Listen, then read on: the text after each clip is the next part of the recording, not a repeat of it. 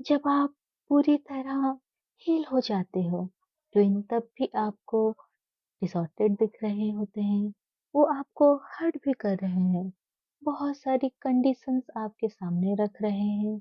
ऐसे में आपको क्या करना चाहिए? ऐसे में आपको हेल्दी चॉइसेस बनाना है। आपको उनकी तरह सेम चीज़ नहीं करनी, आपको पीस और लव को चूज़ करना है। बहुत बार डीएफ पीस एंड लव को चूज़ तो करती है, पर जैसे ही डीएम आपको ट्रिगर करते हैं, आप तुरंत ही डिसऑर्डर्ड फॉर्म में आ जाते हो। ये इसलिए होता है क्योंकि आप जो पीस एंड लव को चूज़ किए होते हो, वो एक्चुअल में कंडीशन बेस होता है कि अगर मैं ये चूज़ की हूँ तो मेरे डीएम को भी सेम चीज़ करना है। जब डीएम वैसा नहीं करते हैं, तो ऐसे में आप ट्रिगर हो जाते हो, डीएम को जज करते हो, डिवाइन को क्वेश्चन करते हो और इस जर्नी को लेकर डाउट भी करते हो। आप ऐसा इसलिए करते हो क्योंकि अभी एक्चुअल में आप डिवाइन फॉर्म में नहीं आए हो। जो एक डिवाइन गॉडेस की एनर्जी होती है, वो अभी पूरी तरह आपके अंदर अवेकन नहीं हुआ होता है। वही चीज़ को डिवाइन बार-बार आपके डीएम को और थर्ड पार्टी को यूज़ करके आपकी टेस्ट करते हैं। और जब एक्चुअल में आप पूरी तरह हील हो जाते हो, तो आप कभी भी कोई भी थर्ड पार्टी या फिर डीएम की ट्रिगर से ट्रिगर नहीं होते हो। लेकिन अगर अब भी आपके अंदर कोई भी ब्लॉकेजेस या वुंड्स हैं, तब क्या होता है आप पीस और लव को चूज़ तो करते हो, लेकिन जैसे ही सामने वाला आपकी होप के अकॉर्डिंग काम नहीं करता, तो आप तुरंत ही हर्ट हो जाते हो और डिसऑर्डर फॉर्म में आ जाते हो। इस सिचुएशन को हैंडल करने के लिए और आपके अंदर की जो गॉडेस एनर्जी है उसको कंप्लीट अवेकन करने के लिए कुछ बेसिक टिप्स है जिसको आपको ध्यान में रखना है। तो फर्स्ट जो है वो ये है कि आपको ये याद रखना है कि ट्विन फ्लेम जर्नी आपकी सोल की असेंशन की जर्नी है, इसलिए यहाँ पर जितना आपको कंफर्ट मिलेगा उतना ज़्यादा आपको ट्रिगरिंग भी होगा। कंफर्ट कब मिलेगा? जब आप एक-एक ब्लॉकेजेस को हील करते जाओगे, तो फिर कोई भी पर्सन आपको उस पर्टिकुलर ब्लॉकेजेस में ट्रिगर नहीं करेगा। और ट्रिगर आप कब होगे, डिस्कम्फर्ट कब आपको महसूस होगा, जब आपके कोई पर्टिकुलर ब्लॉकेजेस सरफेस में हील होने के लिए आएगा और उसी से रिलेटेड जो भी इंसान आपकी लाइफ में होंगे, वो आपको ट्रिगर करेंगे। आपको ये भी याद रखना है कि इस यूनिवर्स में जितने भी सोल्स हैं वो हर सोल्स के ऊपर काम हो रहा है। हर कोई अपनी हिस्से की असेंशन कर रहा है और जो कोई भी आपके आस-पास है क्योंकि आपको स्पिरिचुअल जर्नी मिला है, आपको असेंड होकर मोक्ष की ओर जाना है, तो ऐसे में आपको कर्मा से मुक्त होना है, ना कि नए कर्मा बनाना है। इसलिए अगर कोई आपके साथ बुरा बर्ताव कर रहा है, आपको हर्ट कर रहा है, तो आपको फॉरगिवनेस वाली एनर्जी में आकर उसको फॉरगिव करना है। आपको ये याद रखना है कि जो गॉड है, डिवाइन है, वो सब कुछ देख रहे हैं। बस आप अपनी गॉडेस वाली एनर्जी में रहकर जो भी आपकी रिस्पॉन्सिबिलिटी है आप उसको फॉलो करो। साथ में और क्या करना है आपको? आपको ये भी करना है कि अगर कहीं पर लग रहा है कि आप बहुत ज़्यादा ओवर गिविंग कर रहे हो, आप हर चीज़ ओवर में कर रहे हो, वहाँ पर भी आपको बैलेंस में लाना है। कोई ज़रूरत नहीं है कि आप हर चीज़ का जो बीड़ा है आप अपने सर पर उठाओ। क्योंकि क्या होता है कई-कई बार डीए बहुत ज़्यादा ओवर गिविंग कर रही होती है। उनको ये पता भी नहीं होता है कि कब वो सेल्फ सैक्रिफाइस भी करने लगती है। क्योंकि उसके दिमाग में ये बैठ जाता है कि अगर वो नहीं करेगी तो नहीं होगा। तो ये एक मिथ है, ये बहुत ज़्यादा गलत है। जब आप चीज़ों को छोड़ोगे तभी जाकर कोई दूसरा उसको पकड़ने की कोशिश करेगा। तो जितना आज से होता है आप उतना ही करो, बाकी चीज़ें डिवाइन को सरेंडर करो। नेक्स्ट क्या करना है आपको? इनफैक्ट जर्नी में जो थर्ड पार्टी होते हैं वो एक्चुअल में हमारी ही जर्नी को फास्ट करने के लिए ही आते हैं।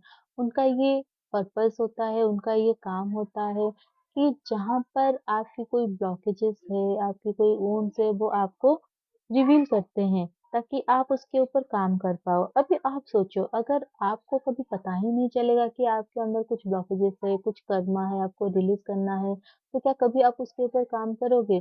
तो थर्ड पार्टी बस एक ज़रिया होते हैं, डिवाइन उसको यूज़ करते हैं ताकि आप और भी अच्छे से असेंड हो पाओ। तो आपको थर्ड पार्टी को कभी भी ब्लेम नहीं करना है, ना ही उनको कर्स करना है और ना ही आप अपने अंदर कोई भी ग्रजेस को होल्ड करके रखना है। जो भी चीज़ें हो रही है, आप बस उस चीज़ को सीखो कि उसमें आपको क्या लर्न करना है। बहुत बार ऐसा होता है कि जो डीएफ होती है या डीएम जो भी इस जर्नी में हीलिंग कर रहे होते हैं, उनको ऐसा लगता है कि हाँ, ये कहना बहुत आसान है कि आपको ग्रजेस होल्ड करके नहीं रखना है, आपको गुस्सा नहीं करना है, पर रियल लाइफ में ऐसा कर पाना बहुत मुश्किल होता है। तो कभी भी आप ये याद रखो कि जब आपको बताया जाता है कि आपको ग्रजेस नहीं रखना है, आपको किसी भी तरह से कर्स नहीं करना है, डिसऑर्डर फॉर्म में नहीं आना है, इसका अर्थ ये नहीं बिल्कुल भी नहीं है कि आपको आंसर नहीं करना है। हमेशा याद रखो आपको भी अपने लिए स्टैंड लेना है। भगवान भी यही कहते हैं कि अगर आप खुद के लिए स्टैंड नहीं लेते हो तो कोई भी आपके लिए स्टैंड नहीं लेगा। जैसे जब तक एक बच्चा रोता नहीं है तो माँ उसको खाना भी नहीं देती है। तो इसी तरह आपको भी अपने लिए स्टैंड लेना है, लेकिन वो हेल्दी वे में लेना है। आपको स्टैंड इस तरह से लेना है कि आप पूरी तरह बैलेंस में रहकर हर चीज़ को डिमांड करो, अपनी चॉइसेस रखो।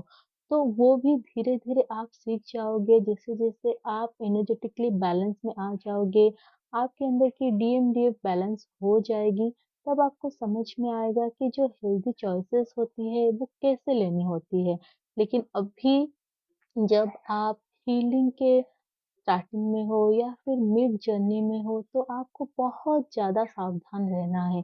क्योंकि क्या होता है कभी-कभी हाँ, आप लोग थर्ड पार्टी में इतना ज़्यादा उलझ जाते हो, आप रॉन्ग चॉइसेस बना लेते हो, आप कार्म के साथ स्टक रह जाते हो, ऐसे में आपकी जो जर्नी होती है वो बहुत लंबी खिंच जाती है। पहले तो बहुत सारे जो ट्विन फ्लेम होते हैं उनको ये समझ में नहीं आता कि जर्नी कंप्लीट करने का अर्थ क्या होता है।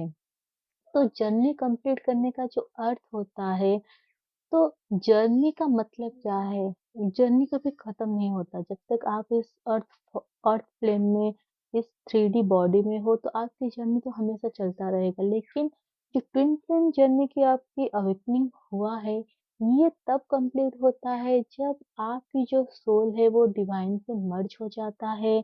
आपके अंदर की जो डीएम और डीएफ एनर्जी है वो कंप्लीटली बैलेंस में आ जाता है और आपके ट्विन के साथ आपकी हार्मोनियस यूनियन हो जाता है। तो ये जो तीनों चीज़ होता है वो एक टाइम पीरियड में ही होता है। तो सबसे पहले तो आपको आपकी डीएम डीएफ की जो एनर्जी है उसको बैलेंस में लाना होता है हील करके। आप अगर डीएफ हो और आपकी जो डीएफ एनर्जी है वो फर्स्ट अवेकन हुआ है तो आपकी जो डीएम एनर्जी है वो आपके अंदर मिसिंग है, आपको उसको अवेकन करना है, उसको हील करना है।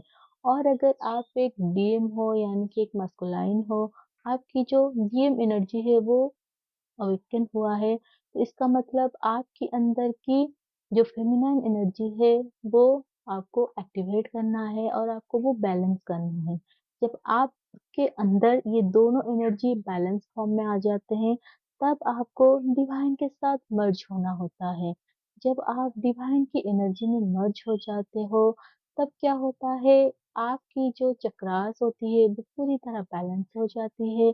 आपकी कुंडलिनी राइज़ हो जाती है। जैसे ही आपकी जो कुंडलिनी है, वो राइज़ होके आपकी थर्ड आई में आकर सेंटर में बस जाता है, तब आपके डीएम के हायर सेल्फ के साथ आपकी यूनियन हो जाता है।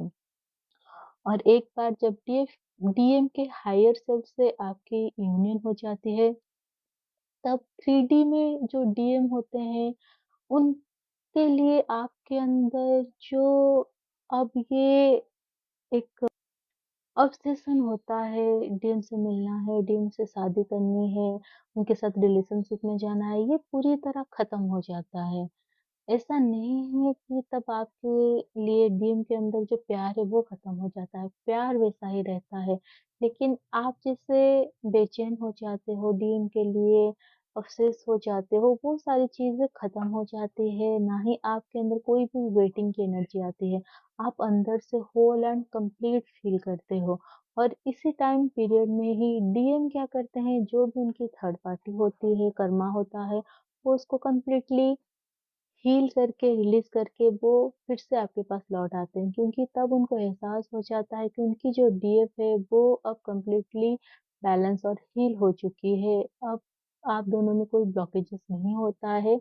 तो उसी हिसाब से तब डीएम की जो अवेकनिंग होती है वो चलता है। डीएम को बहुत जल्दी-जल्दी लेसन्स सारे लर्न करने होते हैं, और उस समय जब डीएम लेसन लर्न कर रहे होते हैं तब डिवाइन आपको भी फ्री नहीं रखते हैं। आपको आपकी सोल पर्पस, लाइफ पर्पस में वो डाल देते हैं, और आप उसी चीज़ में बहुत ज़्यादा ध्यान भी लगाकर काम करते हो। आपको पहले से कम डीएम की याद आती है।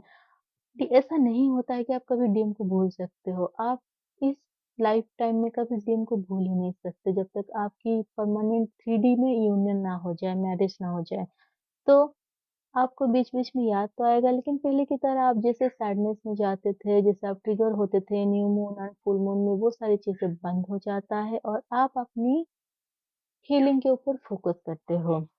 तब डीएम कंप्लीटली अवेकन होके आते हैं, और धीरे-धीरे क्या होता है, एक टाइम ऐसा आता है जब 3D में टीम को इस जर्नी के बारे में पता चलता है। वो आके आपकी उनकी जो भी फीलिंग्स होती है वो आपको बताते हैं, और आप दोनों की परमानेंट यूनियन होता है, जो भी आपकी सोल की डिज़ायर हो। अगर वो मैरिज हो तो 3D में मैरिज होता है, और अगर वो बस एक हार्मोनियस यूनियन हो तो वही चीज़ रहता है।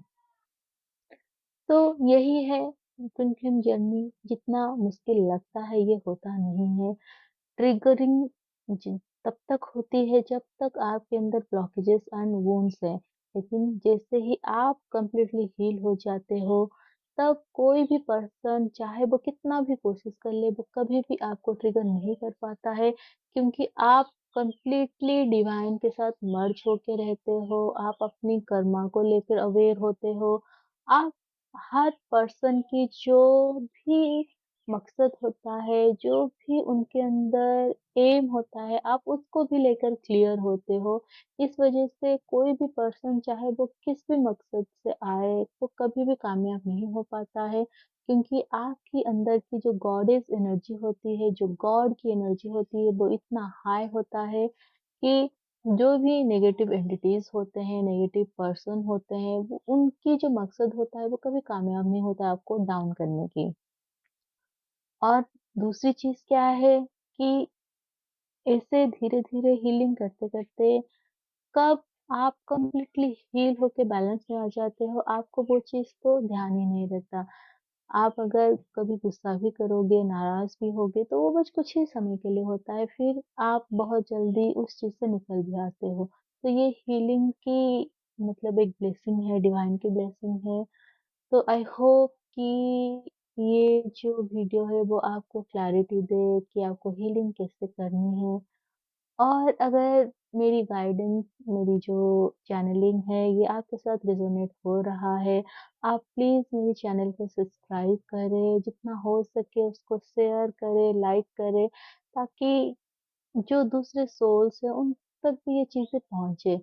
और वीडियोज़ को आप लाइक करो ताकि मैं आप लोगों की एनर्जी से कनेक्ट हो पाऊँ, और मैं अपनी सर्विस आप लोगों को प्रोवाइड कर पाऊँ।